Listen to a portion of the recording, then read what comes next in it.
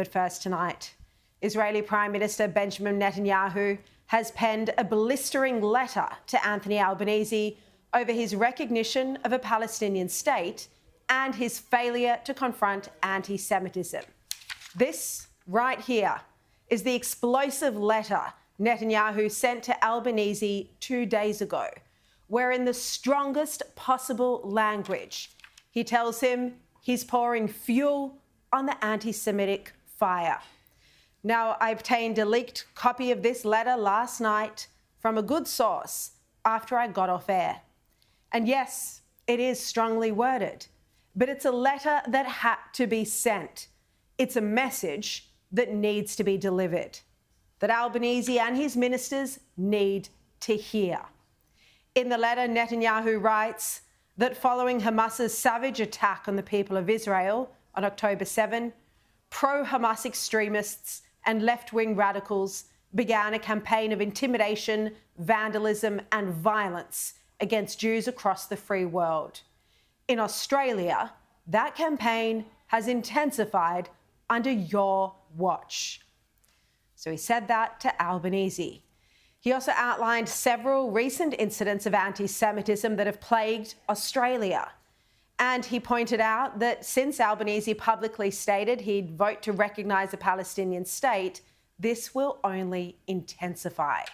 Netanyahu wrote, in June, vandals defaced a historic Melbourne synagogue with graffiti, praising Iran and calling to free Palestine. In July, arsonists targeted the East Melbourne Hebrew congregation during Shabbat dinner, forcing 20 worshippers to flee for their lives. That same night, masked rioters stormed an Israeli-owned restaurant in central Melbourne, destroying property, hurling furniture, and shouting death to the IDF. These are not isolated incidents. This is an epidemic. Netanyahu went on to tell Albanese that his call for a Palestinian state only pours fuel on this fire. He writes, it is not diplomacy, it is appeasement. It rewards Hamas terror, hardens Hamas's refusal to free the hostages, emboldens those who menace Australian Jews, and encourages the Jew hatred now stalking your streets. The Israeli Prime Minister pointed to United States President Donald Trump as the example for confronting anti-Semitism and not allowing racial hatred to flourish. And Netanyahu implores Albanese to follow Trump's lead and take decisive action. Again, in the letter, he writes, as President Trump has shown, anti-Semitism can and must be confronted. The president is protecting the civil rights of American Jews, enforcing the law, protecting public order, and prosecuting anti-Semitic crimes. He has also deported Hamas sympathisers and revoked the visas of foreign students who incite violence against Jews. And Netanyahu sets a date in about a month's time by which he urges Albanese to act on this crisis. He writes, Prime Minister, anti-Semitism is a cancer. It spreads when leaders stay silent. It retreats when leaders act. I call upon you to replace weakness with action, appeasement with resolve, and to do so by a clear date, the Jewish New Year, September 23rd. Netanyahu ended his personally signed letter with this final comment. He said, history will not forgive hesitation, it will honour action. Now, I got hold of this letter just a few hours after Netanyahu had publicly blasted Albanese on social media, calling him correctly a weak politician who'd abandoned Australian Jews. Now, here was Albanese's response today to this scathing attack. Well, I treat leaders of other countries with respect. I engage with them in a diplomatic way. I contacted Prime Minister Netanyahu and met with him over the phone. I don't take these things personally. I engage with people.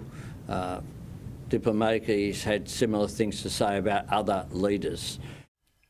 Well, he should take this personally.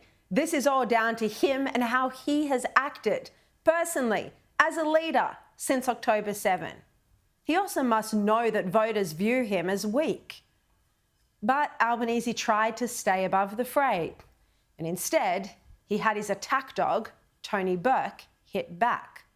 And as if to prove Netanyahu's point, Tony Burke made further inflammatory and false accusations against Israel. Burke is now firmly citing and even parroting propaganda from the terrorist-controlled hotspot instead of trusting our democratic ally. Strength is not measured by how many people you can blow up or how many children you can leave hungry. Strength is much better measured by exactly what Prime Minister Anthony Albanese has done. That right there is Hamas talking points. And Shadow Foreign Affairs Minister Michaelia Cash said it was the most disgusting comment she's ever heard. I think despite his calm and measured tone this morning, they were possibly some of the most disgusting comments I have ever heard come out of a minister in a government. And Michaelia Cash is just a few minutes away on this show. But this is a fight Tony Burke, Albanese and Penny Wong want. They would love this, the chance to openly attack Israel. But what we're seeing now is genuinely dangerous language from Tony Burke. He must know that by wrongly accusing Israel of just blowing people up and leaving children hungry, which to be clear, it is not doing, he's fueling hatred against Jews in Australia. And this was the entire point of Netanyahu's letter, of his message. This government is pouring fuel on the anti-Semitism fire. Now, Tony Burke also said something in that ABC interview that gives you an insight into the mindset of this government, that they would like to censor the media and the internet if they could. And I also have a view that words can be bullets. Now, I can't stop what comes into people through news shows. I can't stop what reaches people over the internet. But I do have a personal responsibility as to whether or not Australia formally holds out a welcome mat to people with extreme views and says, come and express them here. Tony Burke then claimed that Palestinians must be feeling invisible. But to say to the Palestinian people, who at the moment must be feeling so invisible to the world, to say you are not invisible, we see you, we will recognise you. Is he serious? There has never been so much media attention and activism on behalf of any people as there has been for the Palestinians. Invisible. I'll tell you who's feeling invisible. Australian Jews are feeling invisible because this pro-Palestinian Albanese government clearly doesn't care at all about Australian Jews, only about Palestinians far away in Gaza. Now, Jewish leader Alex Rifchin today, you probably have heard this, he said that in his opinion, Netanyahu shouldn't have criticised Albanese in this public and personal way. No one wins from this sort of an exchange, from these sorts of public trading of barbs and insults. Certainly not the Israelis, not the Australian public, and definitely not the Australian Jewish communities. If the Prime Minister of Israel wishes to make his views known to the Prime Minister in a robust fashion, our Prime Minister here can handle it, no doubt. But doing so on Twitter in that way, I think, is unacceptable. And I've seen some remarks by Tony Burke in response to the Prime Minister this morning, which are totally out of line as well. Now, I'm good friends with Alex and I understand his perspective. I wish Australia and Israel were close allies and we didn't have to hear constant criticism from the Australian government of the Jewish nation, which is fueling hatred and violence towards Jews. But I have a different view. It's not Israel that has caused these tensions, quite the opposite. Israel continued to be a good friend of Australia, and it's Australia that has walked away and betrayed its long-standing ally. It's a bit like a battered wife syndrome. How much abuse is Israel expected to take from Australia before it stands up for itself, before it calls out what is going on here in Australia under the Albanese government? Now, Australia's longest-serving Foreign Minister, Alexander Downer, told Mark Levy this morning on 2GB that Albanese's foreign policy position was utterly wrong. And Downer didn't blame Israel for a moment for calling it out.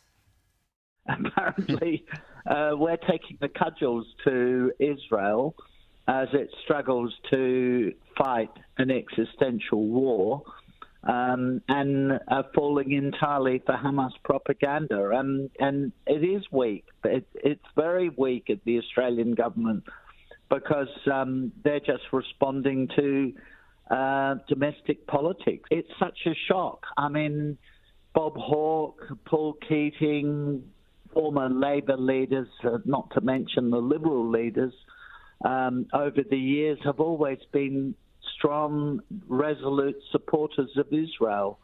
And this is the first time in living memory that an Australian government has sided with people who want to destroy Israel.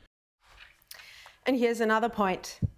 As the leader of the only Jewish nation in the world, I believe Netanyahu is right to publicly defend Australian Jews. Who else is speaking out for us? Albanese still hasn't adopted any of the recommendations from our Sky News Anti-Semitism Summit held back in February, nor from anti-Semitism envoy Gillian Siegel's report. That report seems to be on ice. Australian Jews are in deep distress, and Israel's response gives comfort to many in the community. At least one world leader understands what we're going through. They see what Australia is dealing with this Prime Minister. And United States President Donald Trump now knows full well what's going on as well. He can see exactly what's happening. Now, the Albanese government's hostilities began well before October 7, and Netanyahu is only responding in a direct way now. Any self-respecting nation would do exactly the same.